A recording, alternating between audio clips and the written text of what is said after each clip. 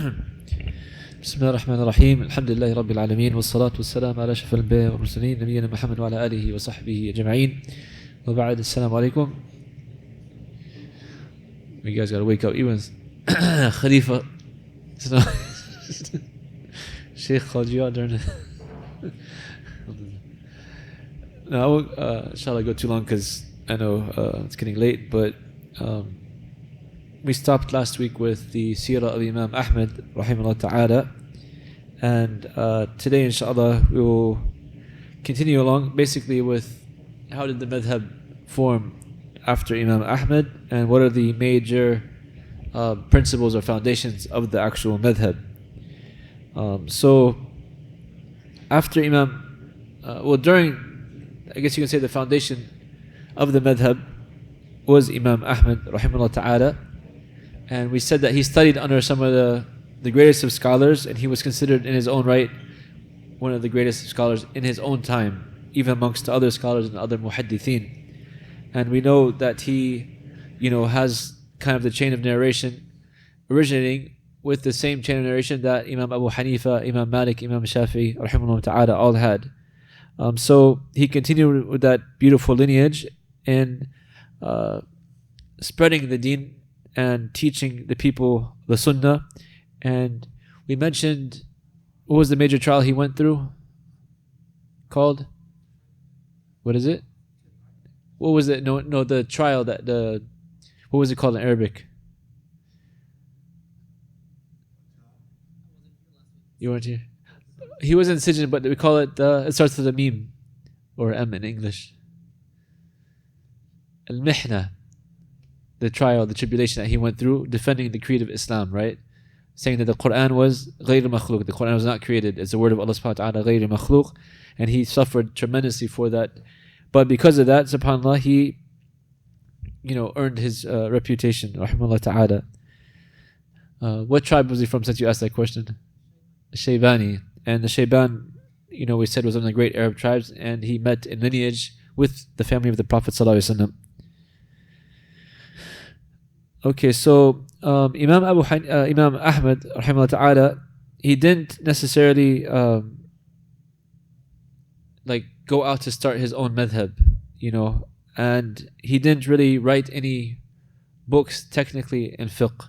We mentioned one major book he wrote. Does anybody remember what it was? The major work of hadith, Al-Musnad, right? The Musnad, it was roughly 10,000 hadith of the Prophet ﷺ. He did it according to the Sahabi. Like each Sahabi, he would put all their narrations there. There is, I'm trying to think of the it was like a sharh and also like a tartib of the Musnad Imam Ahmad. One of the scholars, it's not coming to me right now, but he, mashallah, took it and put it in the order of like the abwab al-fiqh, like the other hadith books, to make it easier for the people. So that's like a great work. And I think Sayyid Shakir did the tahqiq as well. And also a more recent one with Sheikh Abdul Qadir al-Arnaout and Shu'aib al-Arnaout rahimahullah ta'ala.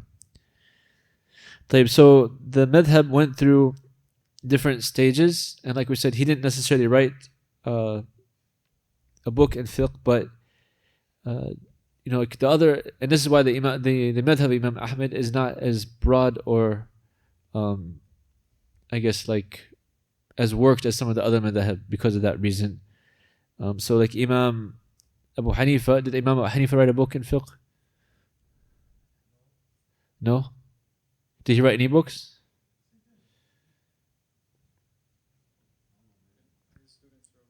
His students wrote books predominantly. There is a book called Fiqh al-Akbar, which is prominently Aqidah, that's attributed to Imam Abu Hanifa. But he didn't really necessarily write in fiqh as well. But his students, Sheikh Imam Hassan al-Shaybani and Muhammad ibn Yaqub and others, they wrote his edicts and his madhhab basically for him, and it spread from there. But they were his direct students. Imam Shafi'i, he actually wrote books in fiqh and in usul al-fiqh. Imam Malik, he wrote al-Muwatta, which is a collection of hadith, but it's also kind of a fiqh as well, But Imam Ahmad, he wrote the Musnad, the hadith book. He wrote a Sunnah, right? The tradition of the Prophet ﷺ. And also he calls it a sunnah, but in that time it also refers to aqidah, like the creed. He wrote Kitab al-Manasik, the rites of Hajj, Kitab al-Zuhd, a book in piety, Kitab al-Iman, the book in faith, Kitab al-Masail, some minor issues in fiqh, Kitab al-Ashribah, the book of drinks, mostly like smaller books in general, not like big, theses on fiqh. But after that, the students of Imam Ahmed, and from them were his two sons. Anybody recall their names? Abdullahi and Salih, right? These students compiled what's called the Masail. So he had almost like 100 students, or 100. He had way more than that, obviously, but 100 of them took it upon themselves to write down his like fatawa, basically his rulings and his statements and everything that formed the basis of the Hanbali Madhhab. Even a famous person that we know from the Kutub of Sitta was actually one of the person that wrote the Masail as well. So everybody knows Sunan Abi Dawood. He was actually also a student of Imam Ahmed, and he wrote the Masail of Imam Ahmed as well. So he's from those hundreds that wrote from that. But he is one of the most famous ones. His sons Abdullahi and Salih, Al-Kawsaj, Al-Kirmani, Ibn Hani, all these are ones who wrote the Masail. This is like the beginning phases of the Madhhab Imam Malik, the students who wrote directly from him, his opinions, his fatwas, his statements on issues. After that, some of the scholars started to gather all of them and put them together. So Abu Bakr al-Khalal, he took all of these and he put it together in Jam' al-Ulum, right, of the Madhhab of Imam Ahmed. He took most of the Masail and put it together in a collection, but we lost this book. There's only bits and pieces of it. However, some modern scholars came together, subhanAllah, like a whole group of different scholars. They came together and gathered all of the Masail and put it together in another book called Jam' al-Ulum of Imam Ahmed. And this is like a great work, mashallah, that was done in modern era based upon the old books. Imam al-Kharaqi, he came afterwards, and he wrote, basically, he started codifying the fiqh into a like textual manner. Instead of like different questions, masail, issues, fatawa, he put it together a text. It's called Mukhtasar al-Kharaqi, and this is one of the most popular books of Hanbali fiqh, right? And subhanAllah, what we're going to study, Ibn Qudama, who the book we're going to study is the Umdah, he wrote his explanation of al-Kharaqi became al-Mughni. Al-Mughni is the 16-volume work with all the different madhabs and the main madhabs of the Hanabila. The ones they say that, al-Mughni yughni, that the al-Mughni is sufficient for you. You don't need another book in fiqh after that. Obviously it's like an exaggeration, but it is one of the most beautiful works of fiqh. Sorry. All right, Bismillah. Al-Kharaqi, Mukhtasar al-Kharaqi. Mukhtasar, the summary of Imam al-Kharaqi. And Ibn Qudama explained that in what's called al-Mughni. And then, it goes, so it starts at the Ta'sis, which is the foundation, with the Masail, the different students of Imam Ahmed. And then these scholars came later and started codifying it into like actual textual books. From them, like we said, is Imam al-Kharaqi, Imam al-Qadi Abu Ya'la, Ibn Qudama, which we'll talk about as well, Ibn Taymiyyah, Ibn Muflih, al-Mawardi, and others basically, but these are some of the main ones who worked on the Madhhab Imam Malik and started codifying it and putting it into like, what's the correct opinions or what's the different narrations of the Imam and the different scholars of the Madhhab. And then after came like the final stage. So this stage was up to like about 900 Hijri.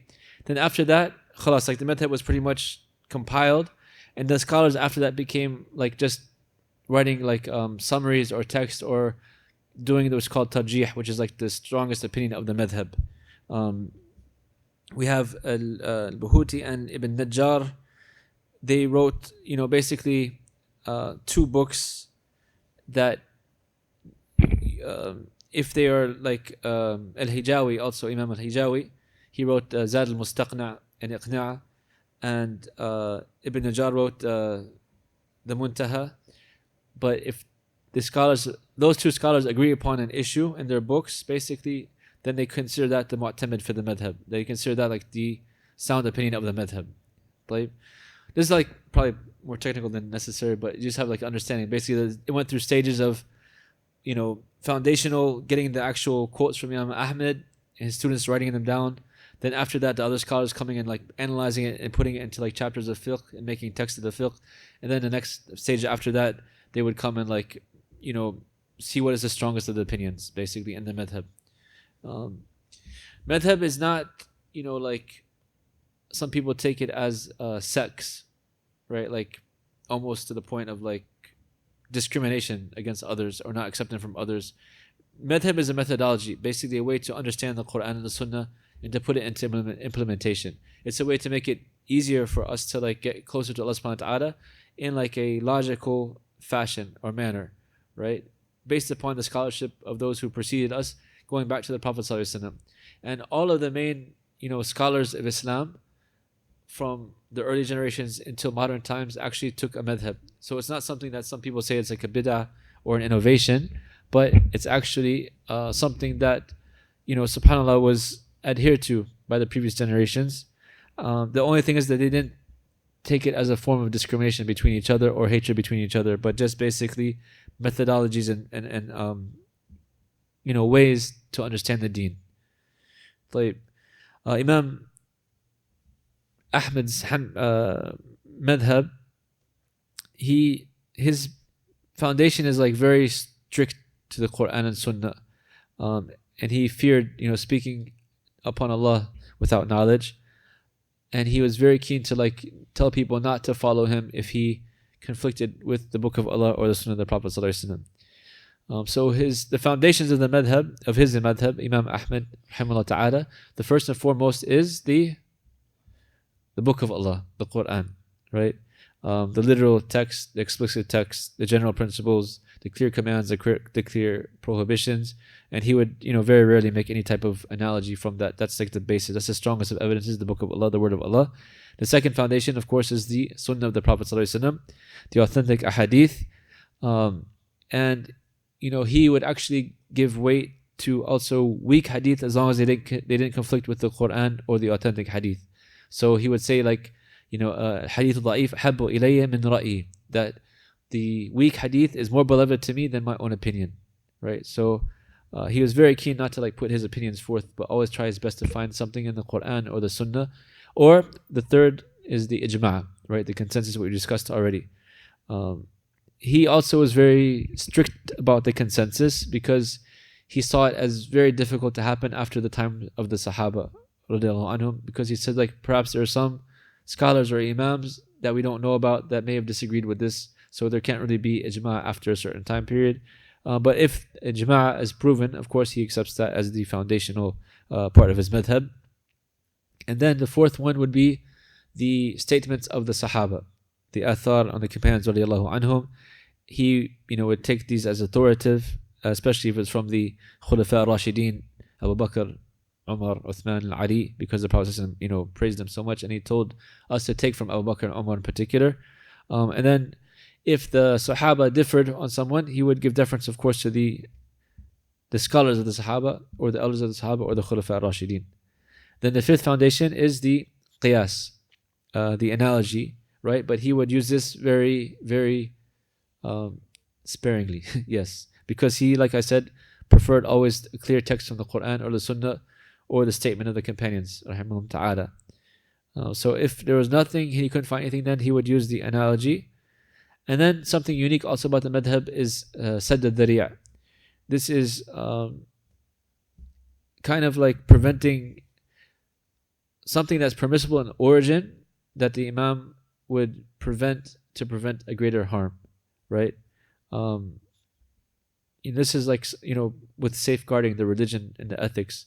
So if an action becomes a means that leads to something prohibited, even though it might be permissible in and of itself, they would make it impermissible at the time because it could lead to a greater harm, right? Especially if it comes to the harm being what's called like rajih, like there's like almost a definite possibility of harm. It's very likely that harm will happen, or it's going to be repeated. It's going to happen too many times to the point people take advantage of it, or it's going to be like socially widespread that becomes like acceptable to the society. So for that, they would make this thing impermissible. Sidd al-dhari'a. Sadd al-dhari'a. Said, yeah, like stopping al-dhari'a, like the means or the harmful means. Yeah. So for example, anybody give me an example before I give you some? What's something you think that's permissible, but it could be used to turn into something haram? Going online? So we say that phones are haram? So for example, selling grapes to somebody. Yes, selling grapes to somebody that's going to make wine with it, right? Selling grapes is halal. But if you know this person is going to use it to make alcohol, then it becomes prohibited to sell him those grapes. Or say you have a rental property and renting is halal, of course, but they're going to use it as a house of drug dealing or prostitution or selling alcohol or pork or whatever like that, then according to the Hanabila, they would probably prevent it because it would lead to a greater harm, right? So things that are permissible in general, but they get stopped because they could lead to the impermissible.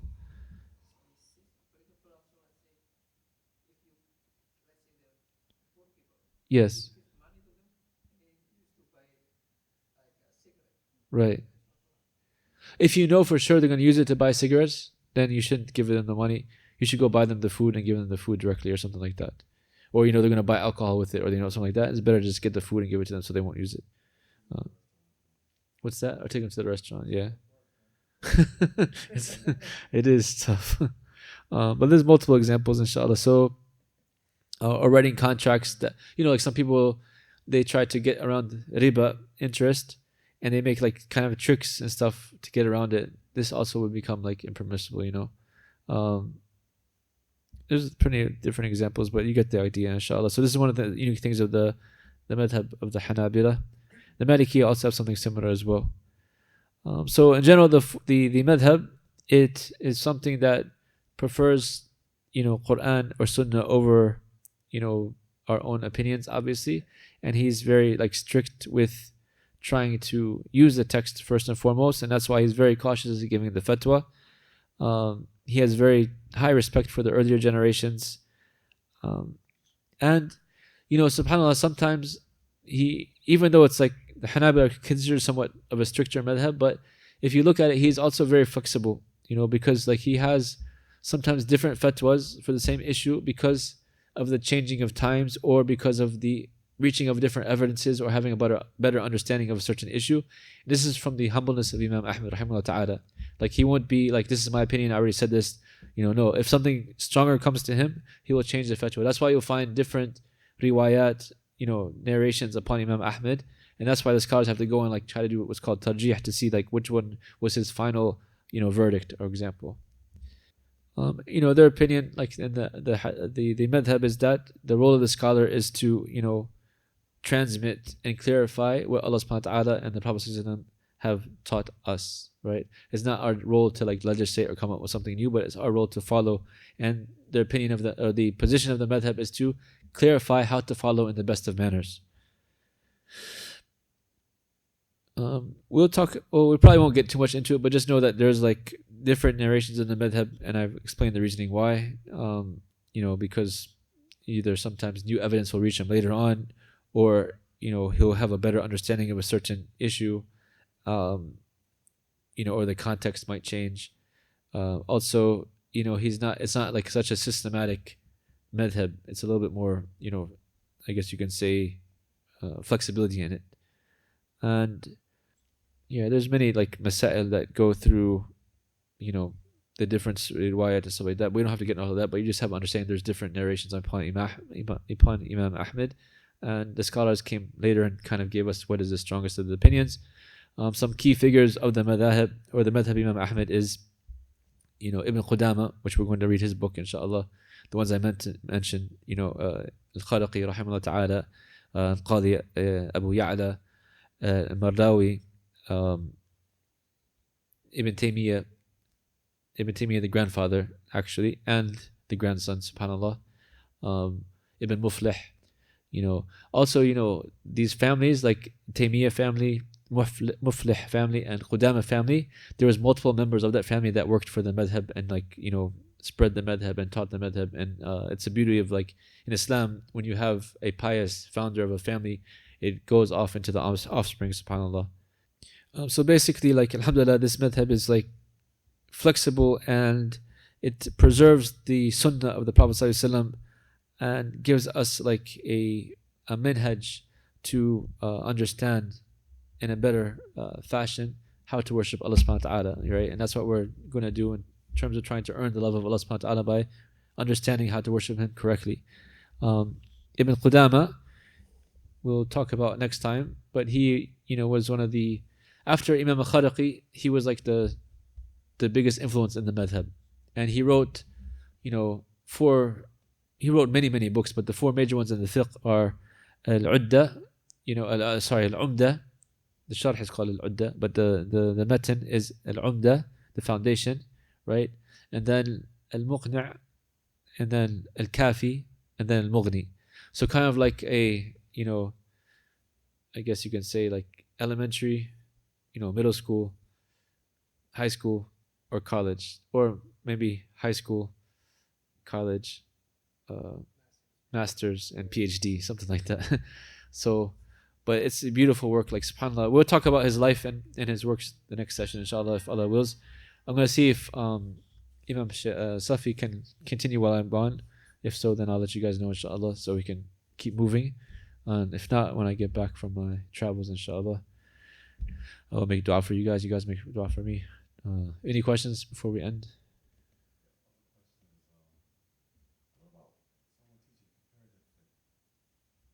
Comparative fiqh? Yeah. So the manhaj for, like, if you want to be a strong student of knowledge, the scholars prefer that you start with like a madhab and then get onto the comparative. So, you know, just like you wouldn't put a young kid into like a PhD program right away. Like, usually you build him up. So if you want to be a strong student of knowledge, according to some scholars, is that you start with the basic text, which is just like Imam Ibn Qudamah, he does this for us. So he puts in the Umdah just one statement, the Rajih, without explanation or anything like that. Like, this is this. Like, you know, wudu is this, salah is this, you know, siyam is this. Basically, and you understand all the different abwab. You get like a big picture of everything, right? And then his next book is, he'll do two different opinions, right? And then the third one, he'll do like maybe 2 or 3 and the tarjih, right?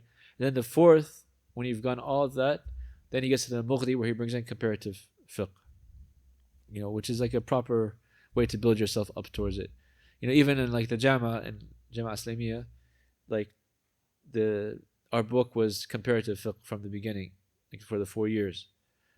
But even our teachers would tell us, like, if you haven't studied a madhab, you should study a madhab to better benefit from this, right? So, you know, that was like, you know, some, mashallah, some brothers from other parts of the world, they had like already mastered madhabs, and they came and they really, you know, progressed a lot faster, alhamdulillah, because they've already had that basis. So most scholars that I've met and known, they recommend studying with like a basic text and going on. But for, you know, because I don't know if I'll ever be able to teach like all 4 of the text for you guys. So yeah. So what I plan is, like, if there's like a big khilaf on certain issues with strong opinions or strong adilil, I'll mention that. Like, I'll say, like, you know, for example, the Maliki say that the dog's saliva is not najis, right? You know, it's a big khilaf or something like that. So when we're talking about tahara. Yes, sister.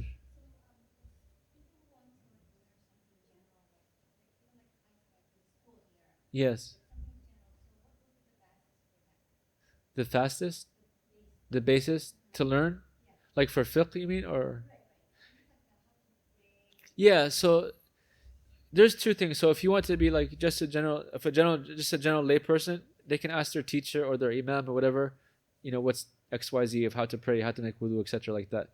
But if you want to be like a, you know, proper student of knowledge, the best is like to go through the texts, like to start in the basic text, you know, and work your way up. Preferably, we're just gonna pick this madhab for instance, but if you're like living in a certain country that practices a certain madhab, it's good to learn that madhab of that country too as well. So then what their fiqh is based upon, because even sometimes when you're in that country, people are ignorant of their own madhab, but they claim that they're Hanafi or they claim that they're Maliki, but they're really doing something completely different. So if you actually know the madhab, you can be like, no, this is what our books teach, X, Y, Z. طيب جزاكم الله خير سبحان الله وبحمده أشهد أن لا إله إلا الله أستغفرك وأتوب إليك السلام عليكم ورحمة الله. What's that? Friday? I will try my best to come inshallah. Yes. Yeah. Yes. So for the dog saliva, we'll get to it inshallah, but a preview. The Maliki madhab say that it's not najis, and they have several proofs for that. One of them is that we're allowed to use hunting dogs, right? Hunting dogs, when they eat the prey, they use their mouth. Saliva is on the prey. But we're never commanded to wash that area, right? Another thing is that during the time of the Prophet ﷺ, dogs would go through the masjid. We were never having any narrations that was ordered to wash the masjid. The third thing is they say that the hadith that says if the dog licks your bowl or whatever, you wash the bowl, right, 7 times. إحداهن بتراب, one with like dirt. The scholars say that's ta'abbudi, right? Because if it was for cleanliness, 1 or 2 times would be enough. So it's something that's more like a form of worship, and some say it's to kill like germs or bacteria. So I think that opinion is stronger. Inshallah. We have like a veterinarian, mashallah. So, alhamdulillah. Washing the meat. Oh, the bowl. Yeah, you wash it. It says 7 times, 1 time with dirt. Oh, some say that it's ta'abbudi, which means it's just a form of worship. Like, why do we make wudu? Why do we do something like that? There's not a clear explanation, but it's a form of worship. And other scholars say that it's because there's certain germs in the dog's saliva or tongue that need to be cleansed that way. But it's not najis according to the Maliki madhab. I think Ibn Taymiyyah accepts it as well. Wallahu a'lam. So, for Malikis, if a dog comes and licks your pants or something like that, we're okay. Alhamdulillah, it's not a big deal. For all you other madhab, you have to go and wash it 7 times.